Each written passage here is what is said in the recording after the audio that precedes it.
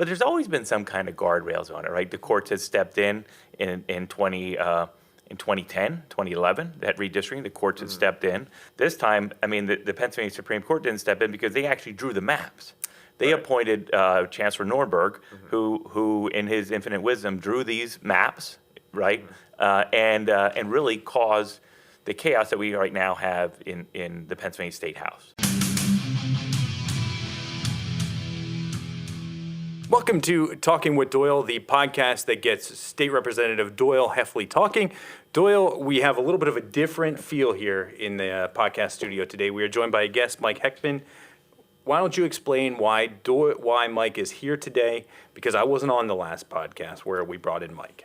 Mike Heckman is the executive director of the state government committee here for the House Republican Caucus, and really is an expert in redistricting. And after we did the last podcast, I really wanted to dive in and follow up a little bit more on some of the things that we talked about. Perfect. Yeah. So state government committee has a lot of areas of purview, but one is redistricting as a reform concept, and then also every 10 years when we redistrict for congressional maps, the State Government Committee is where those bills are run through. So I've been here for one of those processes, and I've been here for really now at this point 8 years of pretty consistent discussion of redistricting reform, as it's been an increasing both state and national topic, and you see it again this summer, sort of untraditionally in a mid-decade redistricting cycle that's happening across the country. And House Bill 31 has been introduced, and I got a couple of folks that said, "Oh, that I should jump on this as a co-sponsor. It's going to create this bipartisan redistricting." Although there's some flaws with this bill, and it's something we touched on last time was proportionality. If you could explain what that is and how we got to this issue. Absolutely. So the headline often from advocates that are involved in House Bill 31 and many predecessor bills of it in the past is about a citizens commission, a nonpartisan approach versus a politician-driven process that we have, or office holder-driven process that we have currently.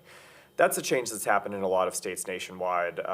The most in the news for that recently has been it complicates California's effort to redistrict in mid-decade because they do have a citizens commission in their constitution where, for instance, Texas does not. So Texas could just pass a bill to redraw their maps. California is going through a referendum process to temporarily overturn their citizens commission. That's the top line. That's what they discuss a lot is making it a citizens commission. What the bill itself actually does, though, more importantly, in my opinion, is it changes the constitutional criteria of what an allowable redistricting plan would be. And it does that in part by enshrining proportionality as a requirement of a redistricting plan, which is not currently the case. So proportionality isn't in the Constitution. This is something that was just kind of invented, or it was a kind of a scheme to get maps to look a certain way. Right, and so just to give a little bit further background, proportionality is only really possible as a map-wide metric. You don't talk about an individual district being proportional or a handful. It's how is your entire mapping plan and the outcomes of it, are they proportional to the vote or not? And there are proportional democracies in the world. Spain and Germany are probably the two easiest examples. When parties run, people vote for a party, and that party gets the percentage of seats largely that matches their vote in the elections in the whole nation. So you often have small parties getting 7-8% of the vote, they get 7 or 8% of the seats. America has a representative democracy. Our elected officials run in individual districts, and that design of a democracy is really actively hostile to proportionality. If you win 50 plus 1% of the votes in a district, you get the entire seat, and the person or the party that almost won doesn't get any votes at all out of those. The votes of the public, they don't get any votes in the elected body. So something that you've seen in probably the last 15 or 20 years, this really was an invention of some academics in universities thinking and talking about redistricting, came up with these ideas of partisan fairness, which is the language that's used in House Bill 31 to codify proportionality. But partisan fairness isn't democracy. partisan fairness is catering to one partisan group. It's not about the individuals. It's not about the candidates going out working working their district, going out and knocking on doors and representing to their best of the ability that the people that they want. This is a system where partisan politicians, parties design the maps to suit them, not the people. Right, and as you said, the way that our democracy in America is designed, you're not elected, you're elected with a party in your election, but then you vote individually how you feel is best to vote for your constituents. And it's worked we're coming up with 250 years, the greatest nation on earth, right? So this system has worked. Well, there's always flaws in it, right? But as a representative of the district that I represented, I reflect the values of the folks in my district. I was born and raised there, and most of my colleagues were as well. And I take that perspective, whether I'm in the caucus with the Republicans, or whether I'm working across the aisle with Democrat members, as I have on some occasions, and working to say what is best, what is the interest of not the party, but the people that I represent. Proportionality really takes that away. And it really is something that the academic elite have dreamed up, and it's causing a lot of chaos in our system right now. At the federal level, we don't have a budget. At the state level, we don't have a budget now 3 months out, and it really how they draw these maps have consequences for everyday citizens. Right. And so, as you said, gerrymandering and redistricting have been phenomenons in America for 250 years now. For most of that time, the concern with gerrymandering was that it would be made specifically, we're going to draw this district for this guy who's going to run. It's made specifically for or gal. Or gal, right? And it had more to do with we're gonna cut up this town because the person in charge of the map doesn't like this town specifically. They're going to disadvantage that town's voters. It's really been a recent creation of, as you said, academics to look at a mapping plan and to talk about gerrymandering as a partisan fairness concept. And that has some specific implications in Pennsylvania in particular because, like all states, we have a particular political geography where voters live in Pennsylvania who they tend to vote for, the parties they tend to support. And I did bring some graphics here. I always point to these. 538 was New York Times election data organization it was started by Nate Silver. This was back in the mid-2010s. This was probably their peak. It's now closed down. But they did a project in 2018 they called the Atlas of Redistricting. And so they went to all 50 states and they designed the best possible map for a couple of different motivations. So the best possible Democratic gerrymander, the best possible Republican gerrymander, a map that would prioritize competitive elections, a map that would make compact districts, and a map that would be proportional, that would have partisan balance in those academic definitions. And so just to show you and I think we might pull these up above, but the map that is the best possible Democratic gerrymander looks like this. You can see it has some kind of crazy districts to try to catch voters across the state. And the map that's proportional is actually the exact same map. At the time that 538 went and looked at this data, the best possible Democratic gerrymander in Pennsylvania was the same map as one where your highest priority was proportionality. And while political geography has shifted and it will always shift, that's still largely the case. And so when you see a bill like House Bill 31 proposing a changed approach to redistricting, the changed approach matters to some degree, but it's really the changed requirements and the changed metrics. And by putting proportionality as a constitutional demand, no matter who draws the maps, you have to draw a Democratic gerrymander. And the reason why, looking at proportionality, why a bill like this, while it's well intended, there's the poison is in the bill, right? To allow for this proportionality to go. But it doesn't matter if it's an independent group or a partisan group that's designing it. Proportionality is going to get the same results, and that proportionality really causes people to be underrepresented. So in the last episode, you talked a little bit about the numbers. So how many folks are of elective that can actually vote in a district. So each one of the House districts in the State House has about 65,000 people. Yes. But yet, the way the proportionality, redrawing how the prison. So if you're in prison, you get to a lifer in prison, you could still vote in another city, in another county, halfway across the state, or be not even vote there, but be represented there to be in that count, which doesn't really make any sense at all because you're using the infrastructure and everything where you're housed, right? If the prison is in a Schuylkill County, for example, you're using the water, the infrastructure and everything there. But that aside, proportionality really, in my mind, is very undemocratic. Yeah, and that was, I would say, a parallel conversation in the same time period that a lot of academics were coming up with the idea of partisan fairness and advocating for that in America's system. You had a lot of advocates, particularly among Democrats, talking about prisoners and where they're represented under a redistricting plan. And you had a number of states, and now Pennsylvania is one of them, that reassign the numerical weight of those prisoners, whether or not they're able to vote. In many states they can't.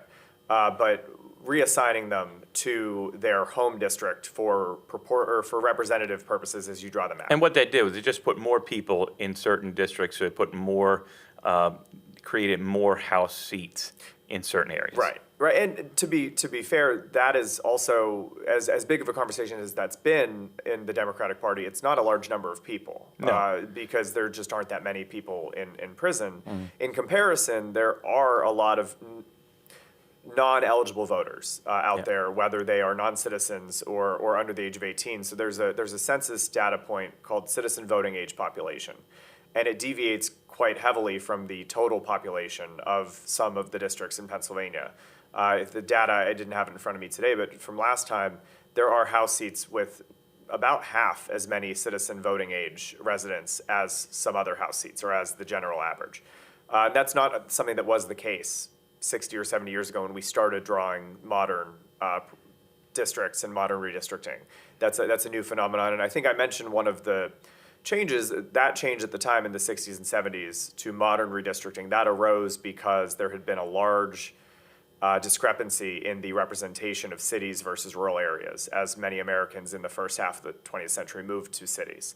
The system took some time to adjust, and the Supreme Court finally ruled that, for instance, in many states, the Senate was 1 seat per county. They finally struck those things down because they had been such a big discrepancy in really representation that Americans have. Now I think there is some discussion federally, and there are some ongoing, lawsuits in one way or another that poke at the idea that we've now developed for the first time in modern history some really large communities of non-citizens that are concentrated, that then leave the citizens in their political district with an outsized amount of the vote, right? They might be voting along with only 30,000 people for a House seat that has 60,000 residents. Whereas in your district, there's probably 57,000 citizens of voting age in your 65,000 person district. So that's an inequality that I think you may see more interest in. You're starting to see some discussion of putting citizenship question on the census that would help states, if they chose to redistrict on that basis, that would help them do that. Yeah, I mean, to be clear, non-citizens can't vote. Right. But non-citizens are counted in how to draw, so they essentially are having a larger voice because they're the folks that are citizens in that area are having a larger voice in Harrisburg. Right. Because they're counting those numbers, the same like with the prison. So with that said, I mean, what we had here is in the last redistricting and how proportionality was used to gerrymander the districts. We talked last time about how there were about 14 Republican House districts that were condensed, that were put together. So so right off the bat, they were taking out a large swath of Republican representatives, and then on top of that, what they did in the urban areas is they instead of keeping those areas together, they broke them all up. So they would come into the city of Philadelphia or Reading or Allentown or Pittsburgh and they would pull a population out of there, maybe 60% or whatever, and then they would go into the urban or the rural areas and loop in the rest of those folks to the point where it created Democratic districts and really diluted, the voices of the rural Pennsylvanians, so much to the point that in I think it was the 2022 election cycle, 450,000 more votes were received by the Republican candidates than the Democrat candidates. So, for example, so if you look, it's, statewide, 450,000 more people that voted in a year when Josh Shapiro won overwhelmingly the gubernatorial election. The Republicans still lost the state house because of how the maps were drawn to silence the voice of Pennsylvanians. Right, and as you said, when you pursue that proportionality, or when you draw any map and your main concern is who sits in the majority in Harrisburg or in DC, what you end up doing is you overlook or you ignore the needs and the interests of communities themselves. And so you do split cities, you do draw rural areas in with cities that don't have similarities in socioeconomic or cultural ties. One place I point a lot with this current map is Pittsburgh. The city of Pittsburgh in 1970, when we first drew modern lines, it was a much larger percentage of the state's population, and so it needed 9 seats in the House. Well, in the 2021 redistricting cycle, there was a lot of rhetoric around, well, the rural areas have shrunk, that's why we're drawing these members and rural seats together, that's where we're adjusting our map for changed population.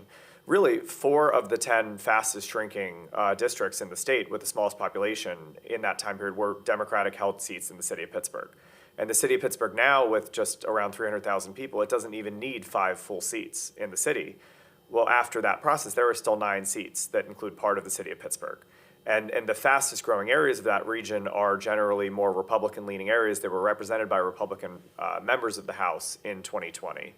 And some of those members were drawn into unwinnable seats, were drawn together in order so that they could have still those 9 seats that are part of the city of Pittsburgh. And really what it's done is, there's always been a level of gerrymandering this goes back to when did the gerrymander with this? Eldridge Gerry was the guy's name in Massachusetts. Eldridge or some old fashioned. It was in Massachusetts in the 1790s. Yeah, so this has always been around. But there's always been some kind of guardrails on it, right? The courts have stepped in 2010, 2011, that redistricting, the courts have stepped in, and other courts across the state. This time, the Pennsylvania Supreme Court didn't step in because they actually drew the maps. They appointed Chancellor Norberg, who in his infinite wisdom drew these maps, right, and really caused the chaos that we right now have in the Pennsylvania State House. It's divided. You can hardly find anybody to really work with on meaningful, big issues. And in my tenure here, the way the maps were drawn early on, there were a lot of Democrats and Republicans who could work together, people that were pragmatic, that could look at things. And now we've just packed districts so far to the left and so far to the right and you see it, right? You see it on the news. You see it on the House floor with what happened last week on the floor, and it really has gotten to be. It's kind of people like to say a threat to democracy. This is a threat to democracy. Right. Having 22,000 voting age people in a district, and having 65,000 or 57,000 in another, and they knew that. Right? And that's what really, really bothers me about it. It's why I wanted to bring you back and talk a little bit more about what happened in that redistricting, why we're in the shape we're in now, and what role the Pennsylvania Supreme Court, who did this. So if you're looking at court action to kind of resolve this, like in the past, courts were always, kind of they looked at the Constitution and the justice was blind. Well, that's not the case with this. They drew the maps. They did it in 2016, 2017 when they redrew the congressional maps, and we've seen that kind of a prelude to what they did this time around. Right. So it really is important that Pennsylvanians understand what this court did and what the gerrymandering. Look, the Speaker of the House in a press conference, when asked before the redistricting even took place, how are you going to win back the majority? She joked and said redistricting. Right. And she was right. It's a one-person majority, and it really has created an issue here where we're having not a whole lot of partisanship and not a whole lot of results getting done for the Pennsylvanians. And that's a good point. That when I said you have to have a priority in redistricting, and you have to make trade-offs. You have to neglect some priorities to pursue others. One of the priorities in the 538 project, one of the priorities you could approach in redistricting is having competitive elections, having a large number of swing seats, having districts that are purple rather than districts that are red or blue. And the current House map in Pennsylvania, in order to pursue that Democratic majority, it really sacrificed a lot of those swing seats. And so you take the urban centers, I'll use Harrisburg as an example since we're here. There used to be one blue seat that encompassed Harrisburg itself and Steelton and some very dense urban areas.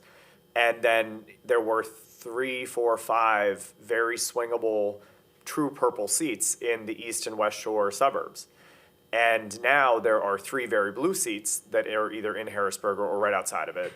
And you go immediately to slightly purple to somewhat, in some directions, very red seats immediately outside of those 3 blue seats in the city. And so you have lost across the state dozens of swingable competitive districts. And we lost a ton of really good legislators, people that I had worked with over the years, districts that were historic, that had ties to the communities that they represented, the close-knit communities. And it is sad. Look, nothing in politics is ever permanent. We'll continue to work on this, but I think it's important that as people, they hear about redistricting and gerrymandering, that you really understand what happened this last cycle to put us in a situation we're in now. Andrew, how do we do? I think we did okay. One question I think I have a takeaway from this, Doyle, is just listening to this conversation is that we talk about losing seats and losing legislatures. And maybe this is a question for Mike, and then Doyle, you can respond. In Carbon County, where do we stand on redistricting? Carbon County is one of the counties here in Pennsylvania where it's just one county, so it's not split up. And maybe, Mike, you talked about this a little bit. We see all these pieces of legislation. There is there's national conversation surrounding redistricting.